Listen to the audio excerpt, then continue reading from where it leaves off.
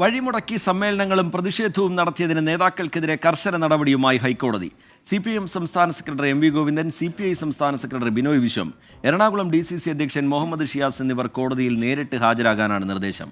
ബാലരാമപുരത്തെ ജ്വാല വനിതാ ജംഗ്ഷൻ പരിപാടി നടത്തിയ സംഭവത്തിൽ കിരൺ നാരായൺ IPSഉം ഹാജരാകണം. ശ്രീകാന്ത് വിവരങ്ങളുമായി കൊച്ചിയിൽ നിന്ന് ചേരുന്നുണ്ട്. ശ്രീകാന്ത്, നേരത്തെ തന്നെ കോടതി വളരെ ഗൗരവത്തോടു കൂടി കണ്ടിട്ടുള്ളൊരു വിഷയമാണിത്. അതിൽ കടുത്ത നടപടിയിലേക്ക് കടക്കുന്നു. വിശദാംശങ്ങൾ എന്താണ് ശ്രീകാന്ത്? ശ്രീജിത്ത്, ഈ റോഡ് കെട്ടിയടച്ച വഞ്ചിയൂരിൽ CPIM സമ്മേളനം നടത്തിയ സംഭവത്തിൽ MV ഗോവിന്ദൻ, കടകംപള്ളി സുരേന്ദ്രൻ നേരിട്ട് ഹാജരാകാൻ ഇപ്പോൾ നിർദ്ദേശം നൽകിയിരിക്കുന്നു കോടതി. കോടതിയലക്ഷ്യ ഹർജിയിലാണ് ഈ നടപടി എടുത്തിരിക്കുന്നത്. അസാധാരണ മാത്രമാണ് ഇതിനെ ഇപ്പോൾ വിശേഷിപ്പിക്കാൻ സാധിക്കുന്നത്. കാരണം ഒരു വഴി അടച്ചു കെട്ടിയുള്ള ഒരു പരിപാടി കോടതി ഇത്തരത്തിൽ ഉന്നത നേതാക്കളെ വിളിച്ചു വരുത്തുന്നത് ഒരുപക്ഷെ ഇതാദ്യമായിരിക്കും.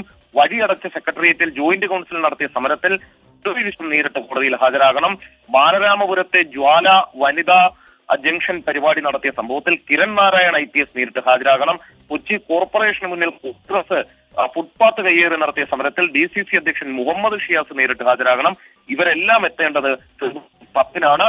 അതായത് ഒരൊറ്റ നേതാവിനെ പോലും വെറുതെ വിടാതെ കൃത്യമായ നടപടി ഇപ്പോൾ കോടതിയുടെ ഭാഗത്തുനിന്നും വരുന്നു. ശ്രീകാന്ത്, നേരത്തെ നമ്മൾ പറഞ്ഞതുപോലെ ഇതുമായി ബന്ധപ്പെട്ടുള്ള വിമർശനമൊക്കെ കോടതി നേരത്തെ നടത്തിയതാണ്. പക്ഷേ ഇങ്ങനെ പ്രധാന നേതാക്കൾ തന്നെ വരട്ടെ, ഹാജരാവട്ടെ എന്നുള്ള നിലപാടിലേക്ക് പോയിക്കൊണ്ട് ഒരു കർശനമായ മുന്നറിയിപ്പ് എന്നുള്ള നിലയിൽ കൂടി കോടതി അതിനെ സമീപിക്കുകയാണോ ശ്രീകാന്ത്? അതിലൊരു സംശയവും ഇക്കാര്യത്തിൽ വേണ്ട. ഒരു വിട്ടുവീഴ്ചയ്ക്കും തയ്യാറല്ല എന്ന സന്ദേശമാണ് ഇപ്പോൾ ഹൈക്കോടതി നൽകിയിരിക്കുന്നത്. അതായത് ഉന്നത നേതാക്കളെയാണ് വിളിച്ചു വരുത്തുന്നത്. CPIMന്റെ സംസ്ഥാന സെക്രട്ടറിയെ നേരിട്ട് വിളിച്ചു വരുത്തുകയാണ്. CPIയുടെ സംസ്ഥാന സെക്രട്ടറിയെ നേരിട്ട് വിളിച്ചു വരുത്തുകയാണ്. DCC അധ്യക്ഷനെ നേരിട്ട് വിളിച്ചു വരുത്തുകയാണ്. ഈ പരിപാടി നടത്തിയവരാരാണോ ആ സംഘടനയുടെ ഏറ്റവും സമുന്നതരായ നേതാക്കൾ അവരെത്തണമെന്നാണ് ഹൈക്കോടതി പറഞ്ഞിരിക്കുന്നത്. അതിൽ നിന്ന് തന്നെ കോടതിയുടെ നിലപാട് വ്യക്തമാണ്. ഇതിൽ വിട്ടുവീഴ്ച നിങ്ങൾ പ്രതീക്ഷിക്കേണ്ട. ശരി, ശ്രീകാന്ത് വിവരങ്ങൾ നൽകുകയായിരുന്നു കൊച്ചിയിൽ നിന്ന്.